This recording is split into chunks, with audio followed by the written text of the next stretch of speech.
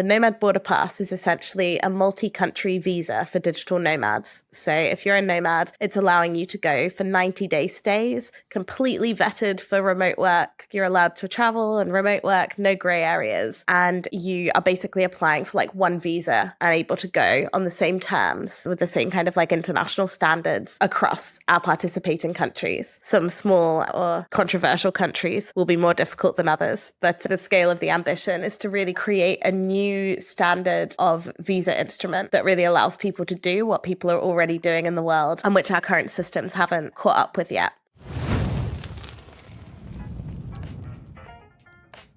This week I'm speaking with Lauren Razavi. Now, Lauren is the author of an awesome book called Global Natives. She's the VP of Communications at SafetyWing, which is building a global digital safety net for people around the world. And she's also the executive director at Plumia, which is building a global digital passport that would be available, again, to anyone around the world. In this part, you'll hear Lauren and I talking about this idea of global citizenship and borderless living. So we talk about the work that she's doing at SafetyWing and at Plumia, their ambition to create a more borderless world with a social safety net and also with a digital passport that allows people to move freely, and really changing the way in which we conceptualize nation states and the places that we come from and the places that we go to and the barriers that we put up between people traveling and moving from place to place. We talk a little bit about some of the second order effects that might create. We talk about DAOs and some of the ideas that Balaji Srinivasan talks about in his book, The Network State. So overall, I think this is a really interesting conversation for anyone interested in this intersection between globalization and travel and how, as technology grows, it can change the way we conceptualize the future.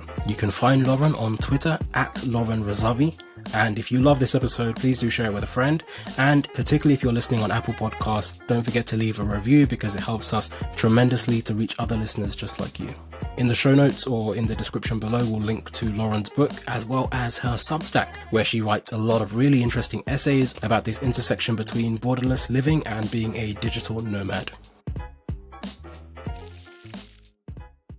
Okay, being a nomad very often just requires your work being very digital, right? So it means that you can just work online, and it means that is what gives you the freedom to travel around. But I think when your work becomes very digital, it becomes very easy to spend most of your time just digitally and online. And so, yes, you can actually make loads of incredible friends. I've made friends from around the world online, and you can talk to people online, you can share ideas online, you can find these scenes and communities and things online. But I've been trying to make an intentional transition very recently, is just realizing that I don't actually spend any time with, sometimes these people are in the same city. You know, you and I happen to be in the same city now, and I didn't necessarily realize that, but there's other people that I've known and started making friends with online, and they happen to be in the same city, but we've built this online relationship for however many years and just never actually met. And so I wonder if you had any thoughts on, I guess, you know, as people travel around, is there an extent to which we can erase that barrier between the digital and the physical, and how that can be useful and how that can be positive?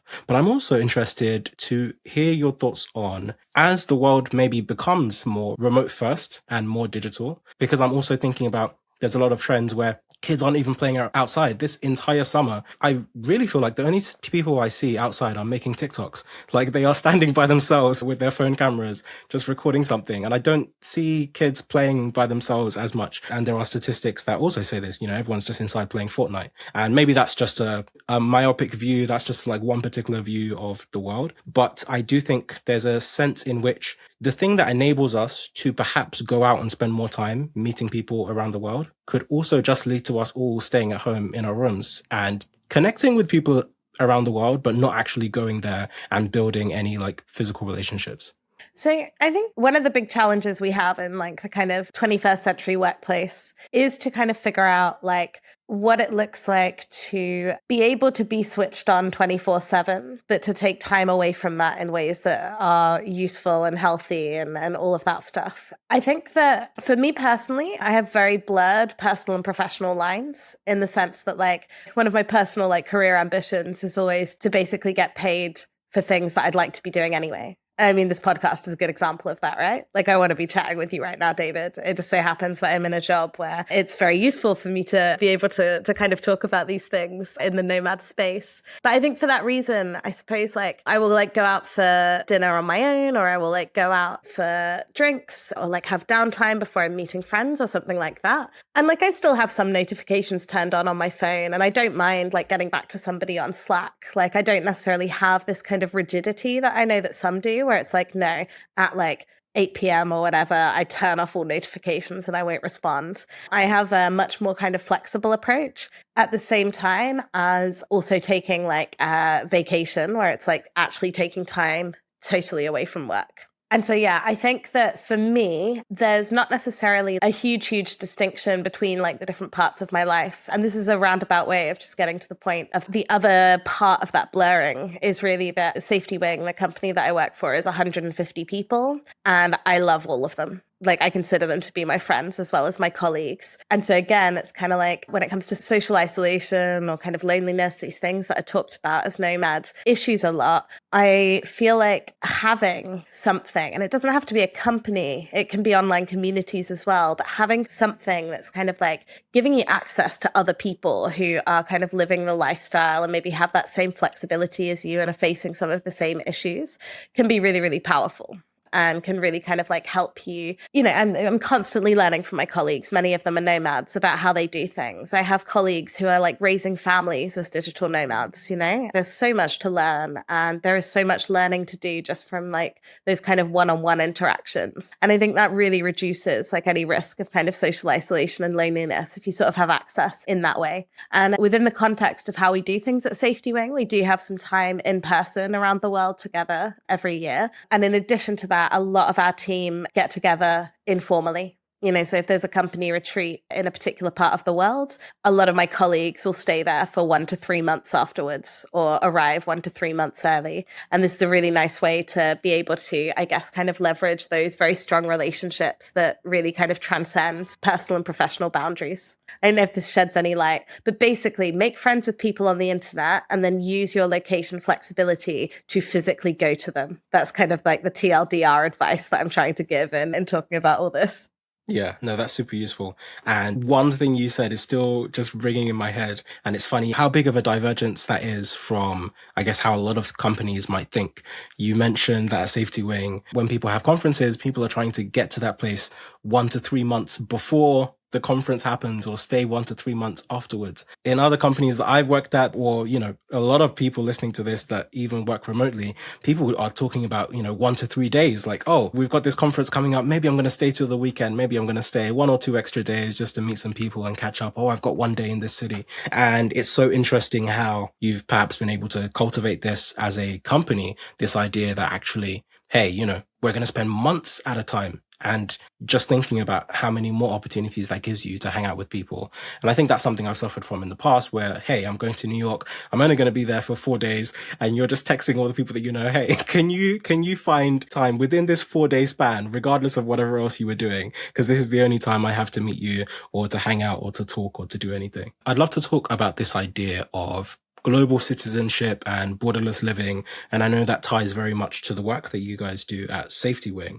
So maybe you could talk about, I guess, what SafetyWing is, what the mission is. And I'd love to dig into some of the work you're doing there as well. So SafetyWing is a YC alumni company, and we are like a fully remote company. So 150 people from 60 countries of origin working across 24 time zones, which means there's always somebody online. And essentially, the company's mission is to build a global social safety net. And that means things like health insurance, income protection, and pensions that you would conventionally access through a nation state. We are building that as a borderless global subscription service. So very much like designed around nomads and their kind of use case. Our mission goes beyond the global social safety net aspect, though, and into this idea of building a country on the internet. And our kind of like 10-year horizon goal is to offer citizenship as a service. So essentially the full functionality of a nation state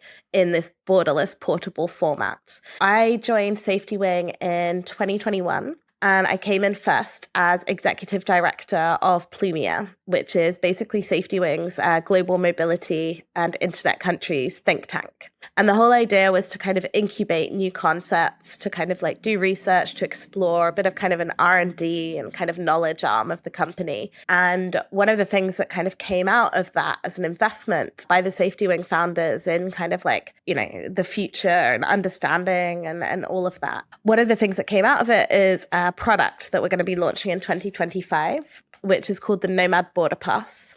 And the Nomad Border Pass is essentially a multi-country visa for digital nomads. So if you're a nomad, it's allowing you to go for 90-day stays, completely vetted for remote work. You're allowed to travel and remote work, no gray areas. And you are basically applying for like one visa and able to go on the same terms with the same kind of like international standards across our participating countries. So in launch year 2025, that's going to be 10 countries, but then we want to scale it pretty quickly up to pretty much every country in the world. Some small or controversial countries will be more difficult than others, but the scale of the ambition is to really kind of like create a new standard of visa instrument that really allows people to do what people are already doing in the world and which our kind of current systems haven't caught up with yet. And that is step one towards our goal of launching a new global passport. So by 2030, we want to launch a global passport available regardless of where you were born and available to basically like anyone in the world, a kind of global or nomad passport. And in order to do that, you have to build diplomatic relations with existing countries, which is where this kind of nomad border pass concept fits into that bigger vision. We want to really kind of like collaborate and really enrich the countries that we're working with so that we are then able to kind of be more ambitious and do more with those partnerships in future to really kind of change, to be honest, to change how global borders work, because our border system is very, very outdated now compared to the realities of, being able to open your laptop anywhere in the world and get on with your day. Hey, we'll get back to the episode in just one moment, but I wanted to tell you very quickly about my newsletter. I started sharing everything I was learning online and a few thousand people came along for the ride. I send 3 regular emails. Brainwave fortnightly on a Tuesday, which is about the intersection between technology, philosophy, and psychology. Then every week on a Thursday, I send Revelations, and that's about creativity and productivity. And then finally, every other weekend, I send Wayfinder, and that's about decision making. So people in the audience actually send me really tough problems that they're working through, and I help to deconstruct them using mental models and decision-making frameworks. So if you'd like to subscribe, you can join me and over 20,000 incredibly driven people at theknowledge.io. Okay, back to the episode. Yeah. That is an incredibly ambitious vision. And it's funny, even as you were speaking, I was just thinking there's probably 2 reactions to this, probably not necessarily held by people listening, but held within the world, right? So you have one group of people that might listen to what you were saying and say, wow, that is an incredible utopic vision of the future where everything is digitized and people can move about freely. And then you have another type of person that, the UK has just spent years fighting over Brexit and this idea that, and I think in America, the same, we have to close our borders. We have to watch the borders. There's people build a wall. There's people climbing over and coming in on boats and all of this stuff. I think, I've heard you talk in the past about the idea that realistically, the concept of nation states is relatively new. And so maybe I'd love if you could unpack that concept. First of all, what is a nation state? How does it differ from maybe what came before? And also what might still be the shortcomings of the way we currently conceptualize nation states that might leave room for future innovation? Absolutely. So nation states only date back to 1648. So essentially that was when the nation state system was established by a bunch of European white dudes who somehow had the authority to kind of organize the world at that moment in history. But I think our perception day to day is much more like the nation states have always been here. This place has always been a country. So it can be quite unintuitive to really think about that, to kind of realize that. But prior to nation states, we had religious empires, we had city states, we had tribes. For most of humanity's history, it has been organizing in formats that were not the nation state. It's a very kind of recent development. And essentially where we find ourselves in the 21st century is that we sort of have 3 layers in the world. One is the local layer. For us right now, it's like London. London is the local layer. It's like the city environment that we're interacting with. If I need to go to a shop and buy something, I'm doing that here. If I need to I don't know, access a doctor or whatever, I'm doing that in the locality, right? Like in this kind of like local layer of things. You then have the national layer, which is largely defined now, I think, by the kind of like political party system. That's like one of the fundamental things. A lot kind of then connects into that. So for example, you think, okay, so there's like the political party system, you have elections, you have media, etc. You have this kind of like layer that's there and everybody's aware of, but most people are very, very dissatisfied with. When you kind of move from local to national, you get this increased distance of relevance, right? Between like you and a politician. There's a fantastic TED talk. I think the guy's name is Ben Barber, and it's called If Mayors Ruled the World. And he makes this argument really, really well, where he essentially is talking about how the things that national politicians get away with, you cannot get away with if you're a city mayor, because you actually have to be able to walk down the street. And I actually think this is quite a powerful like way of thinking about that and kind of thinking about the importance of proximity in this way. But anyway, you then also have the global layer. And I really think about the global layer as what the internet has done to the world. So if you think about things like fintech, you think about things like retail, in the case of like what we're doing at SafetyWing, health insurance, we're really at this point where it's possible to do things in a very borderless and kind of global format. And essentially what I see happening in the world over the next sort of 10 to 15 years is that national layer in the middle that is definitely very messy and outdated right now is going to kind of be sucked upwards and sucked downwards. So I think we're going to see more power to cities and regions to govern, to kind of sort out problems, to find solutions. They have the proximity to citizens and they're able to like deal with things on a much more practical level rather than this conceptual level of kind of party politics and things, which I think can get in the way of actual progress. That's on one side. And then I think we're also going to see the national kind of sucked upwards to like the global, i.e. like in the same way that this has already happened with a whole bunch of industries, we're just going to see more and more handled at that kind of like internet global level. And an interesting example of this is big tech companies, for example, are already transacting outside of nation state laws. Like most big tech companies, when they're putting through contracts in the world, using international arbitration. These are basically special lawyers who you can use instead of like in a contract having this contract will be governed by the laws of the United Kingdom or England and Wales or however we do it in the UK context. But instead of that, you have like this contract is governed by if something goes wrong, this company, this person is going to be the one who like makes a judgment on it, and that will be legally binding. And you see a lot of this where it's like, if you look into the details of what finance, of what big tech, of what a whole bunch of players in the world that are incredibly powerful, at least akin to a nation state at this point. If you think about companies like Google and Facebook, you just like see the need for essentially like government and citizenship type bureaucracy stuff to catch up with what's already happened in the world. And that to me really requires like a better solution than the nation state in order to kind of organize ourselves.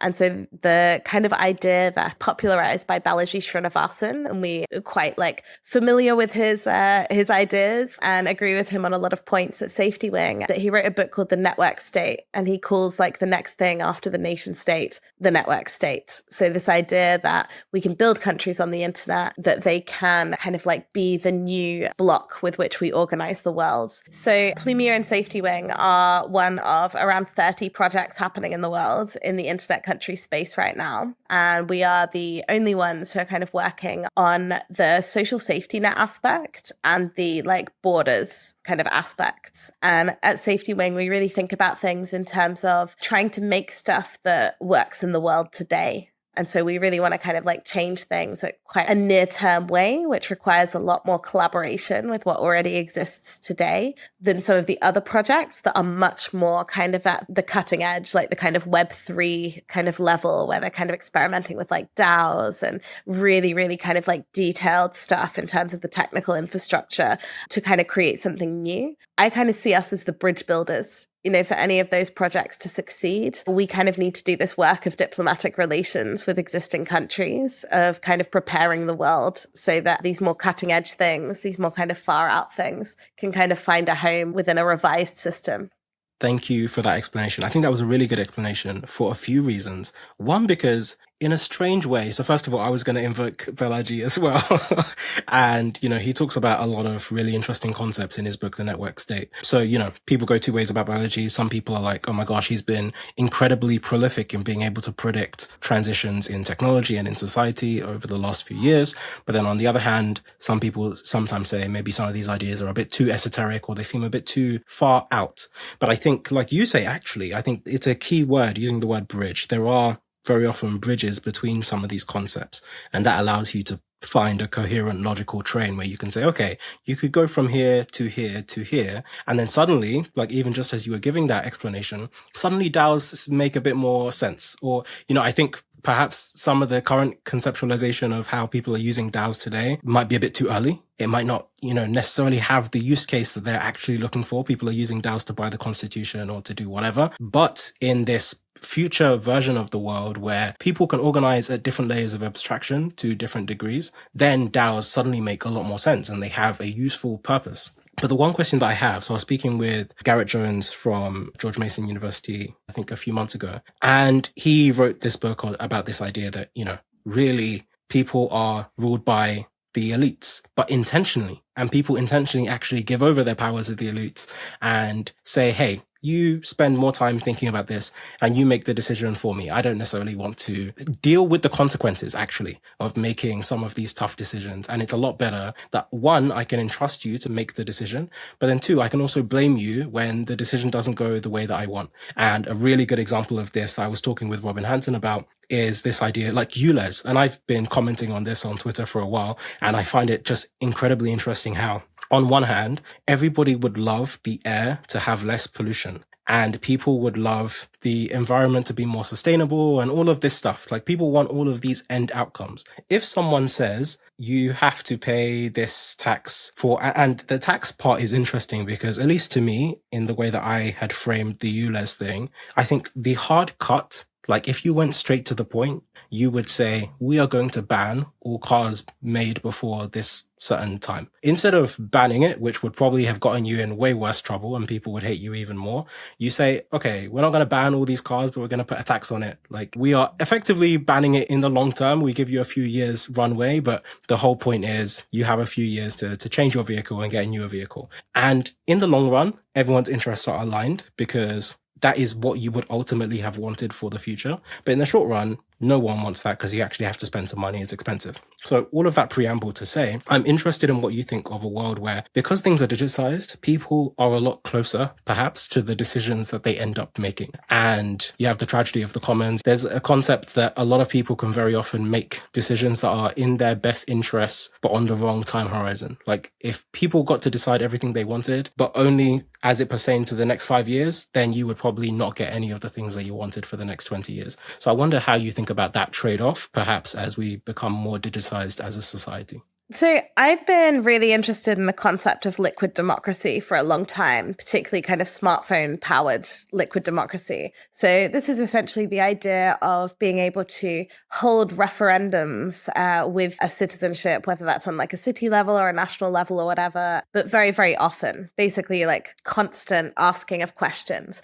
And there are different ways you can do that. Like, referendum suggests that like a result may be binding, but actually you could think of it more as like polling, getting like, let's say, a push notification, and it's like, what do you think about this policy issue kind of thing, or what do you think is the correct thing? And maybe it's not like anyone's obliged to act on that, but actually just having the information and giving people a voice, I think, can be very powerful. But I'm really interested in that as a concept. I think rebooting or reimagining democracy is a very, very big job. And at SafetyWing, that is not something that we're taking up. We have a community, Plumia community, with many, many smart people who I know are sort of experimenting and kind of like learning about a lot of the kind of like newest project, latest thinking in some of those areas. But one of the distinctions we've had to make in the work that we do at SafetyWing is really understanding like what we're trying to be. And what we're trying to be is infrastructure. We're not trying to kind of upload electoral politics as it exists today to the cloud and like just digitize it. Right? We're actually looking to be like an infrastructure layer where it's like we make stuff that's so good, people are satisfied with it and they will tell their friends. We want to make stuff that actually just works so that it's not really like a matter of did I get a say in this because I do or don't like the outcome. It's actually more like this thing is just working. And actually we're responding to like what people want, what our users, what our citizens actually want from what it is that we're trying to build. I think it's really interesting to think about at this point in time in the 21st century, the importance of user relations and how you do them, basically. So it's like, are you going to be a startup, a company, a person, a politician, whatever you are, who actually like listens to your users and designs smart ways to actually understand whether their experience is good and what they want? And then how are you going to execute and put that into action? And one of the things I find interesting, so I've previously worked in like government and policy, and things just get stuck.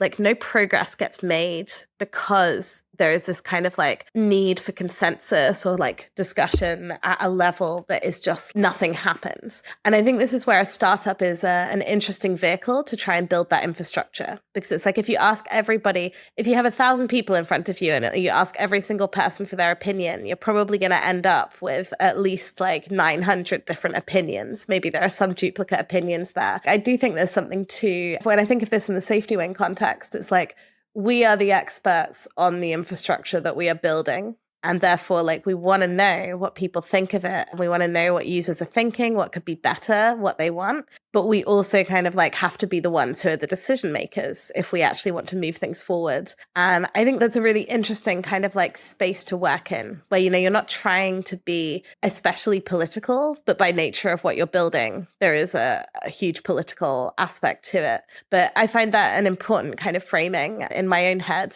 It's like we're building the best infrastructure possible. And that is like something that runs alongside whatever the future of democracy is, as opposed to needs to take on that challenge of trying to kind of like reboot democracy for the 21st century. Because there are so many smart people working on that. And it's still not done. It's still work in progress. So we try and do our bit so that people can be global citizens. And then we hope that others are going to be building in that kind of more like what should the new politics look like space. Thank you so much for tuning in. Please do stay tuned for more. Don't forget to rate, review, and subscribe. It really helps the podcast. And follow me on Twitter. Feel free to shoot me any thoughts. See you next time.